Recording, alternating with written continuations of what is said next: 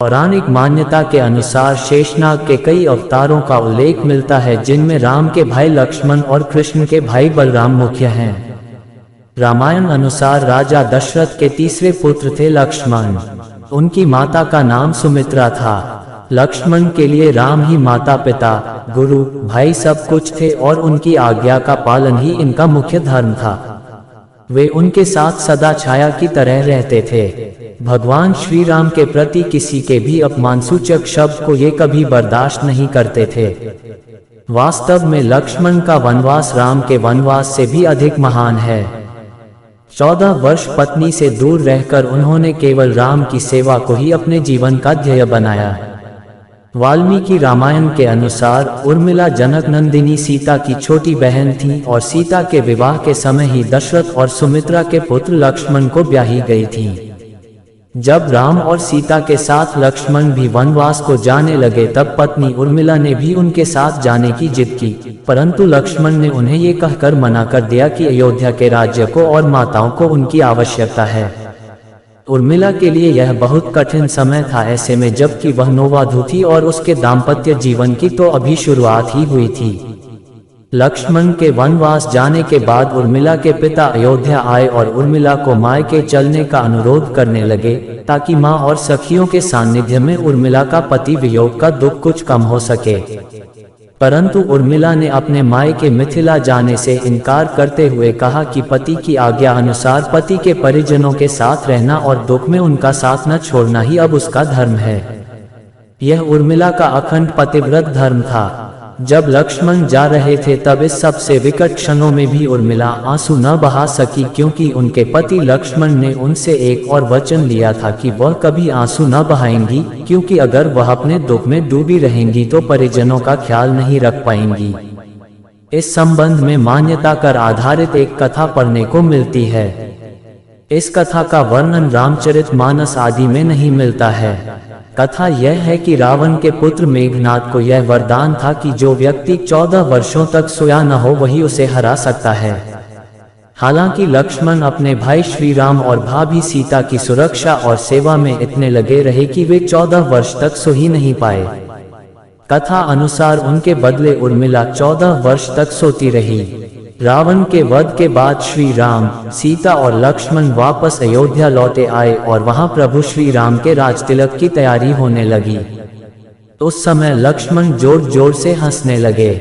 जब लक्ष्मण से इस हंसी का कारण पूछा तो उन्होंने जो कहा कि सारी उम्र उन्होंने इसी घड़ी का इंतजार किया था कि मैं अब श्री राम का राजतिलक होते हुए देखूंगा, लेकिन अब उन्हें निद्रा देवी को दिया गया वो वचन पूरा करना होगा जो उन्होंने वनवास जाने के पहले दिया था।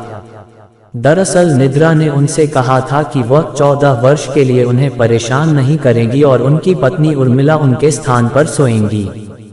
निद्रा देवी ने उनकी यह बात एक शर्त पर मानी थी कि जैसे ही वह अयोध्या लौटेंगे उर्मिला की नींद टूट जाएगी और उन्हें सोना होगा। लक्ष्मण इस बात पर हंस रहे थे कि अब उन्हें सोना होगा और वह राम का राजतिलक नहीं देख पाएंगे। उनके स्थान पर उर्मिला ने ये रस्म देखी थी। लक्ष्मण के उर्मिला से अंगद और चंद्रकेतु नाम के 2 पुत्र तथा सोमदा नाम की एक पुत्री उत्पन्न हुई।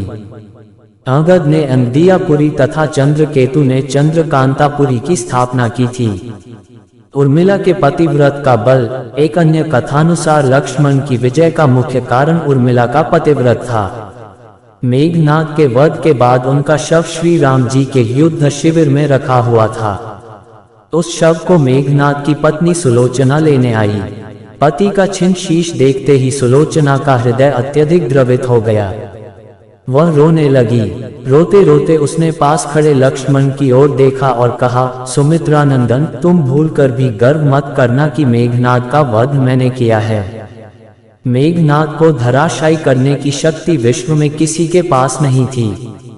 ये तो 2 पतिव्रता नारियों का भाग्य था। अब आप सोच में पड़ गए होंगे कि निद्रा देवी के प्रभाव में आकर अगर उर्मिला 14 साल तक सोती रही तो सास और अन्य परिजनों की सेवा करने का लक्ष्मण को किया वादा उन्होंने कैसे पूरा किया। तो उत्तर यह है कि सीता माता ने अपना एक वरदान उर्मिला को दे दिया था।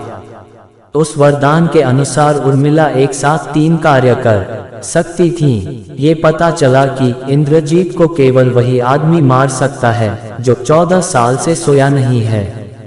ये युद्ध के मैदान में काम आता है। किंवदंती यह है कि 14 वर्ष के अंत में राज्याभिषेक के दौरान निद्रा तुरंत लक्ष्मण के सामने प्रकट होती है और वह सो जाते हैं, जबकि उर्मिला जागती है। असीम पतिव्रता थी उर्मिला के उस नवयौवन कंधों पर इतना बड़ा दायित्व डालकर लक्ष्मण चले गए। वह पल, वह जीवन सरिता जो कोई भी नववधू अपने पति के साथ गुजारती है, वह उर्मिला के नसीब में नहीं लिखी गई थी। पतिव्रता स्त्री ने जीवन के चंचल पड़ाव पर भी, अपने पति से दूर रहने पर भी लेशमात्र भी किसी और का ध्यान नहीं किया। यह उर्मिला का अखंड पतिव्रत धर्म था। यह उर्मिला की अवर्णित, अचर्चित, अघोषित महानता थी। उर्मिला के महान चरित्र, अखंड पतिव्रत, स्नेह और त्याग की चर्चा रामायण में अपेक्षित थी, पर वह हो न सका।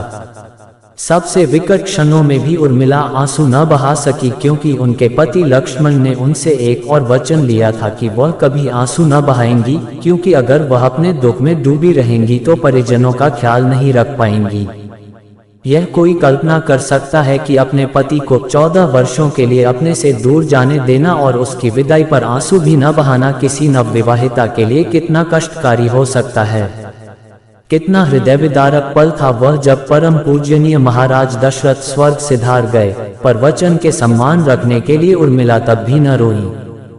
पति के लिए पिता को किया इनकार। महाराज जनक अपनी पुत्री को मायके अर्थात मिथिला ले जाना चाहते थे, ताकि माँ और सखियों के सानिध्य में उर्मिला का पति वियोग का दुख कुछ कम हो सके, परंतु उर्मिला ने मिथिला जाने से सादर इनकार कर दिया, ये कहते हुए कि अब पति के परिजनों के साथ रहना और दुख में उनका साथ न छोड़ना ही अब उसका धर्म है। 14 वर्षों तक सोती रहीं। बहुत से लोग इस बात से परिचित हैं कि अपने वनवास के दौरान भाई और भाभी की सेवा करने के लिए लक्ष्मण पूरे 14 साल तक नहीं सोए थे। उनके स्थान पर उनकी पत्नी उर्मिला दिन और रात सोती रहीं। लेकिन ये बात बहुत कम लोग जानते हैं कि रावण की बेटे मेघनाद को यह वरदान प्राप्त था कि जो इंसान 14 वर्षों तक ना सोया हो केवल वही उसे हरा सकता है। इसलिए लक्ष्मण मेघनाद को मोक्ष दिलवाने में कामयाब हुए थे। रावण के अंत और 14 वर्ष के वनवास के पश्चात जब राम, सीता और लक्ष्मण वापस अयोध्या लौटे, तब वहां राम के राजतिलक के समय लक्ष्मण जोर जोर से हंसने लगे।